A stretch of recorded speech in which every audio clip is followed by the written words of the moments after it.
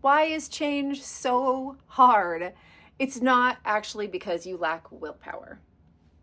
It's because your conscious mind and your subconscious mind aren't on the same page. So your conscious mind is like your logical part of your brain. It's your reasoning. It's the part of you that knows consciously that like eating salads is probably better than cheeseburgers. But your subconscious mind, that is your emotional mind. It's your warehouse of memories, and it drives most of your decisions, right? Because most of our decisions are ultimately driven on feelings, memories, and patterns, right? So when we have a conflict between our logical, reasoning, conscious mind and our emotional, subconscious mind, which one do you think prevails?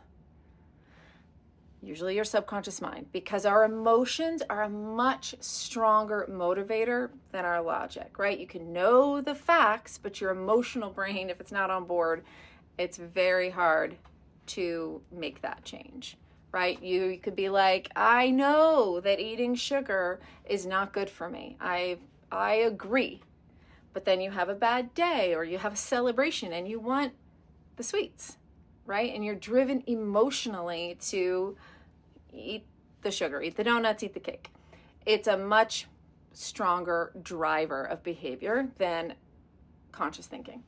So, when your subconscious mind is driving your behavior, it can really override your conscious thinking. And this applies to so many areas of your life, your relationships, your work habits, who you find yourself dating, like your patterns. So how do you fix this?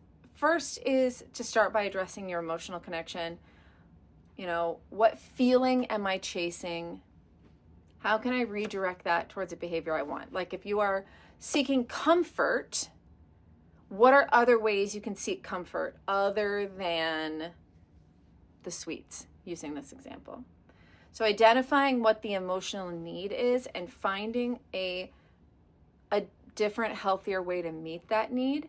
Much of this work and thinking and analysis should be done before you're in the situation where you have to make the choice, right? If you're trying to change your eating, following this example, and you're like, let me think of things, let me put things in my fridge that are better treats for me, so that when I have that day where I have a celebration or I have a bad day and I open the fridge and I want the thing, that I have something available to me already that is a little bit better for me than what I would normally choose.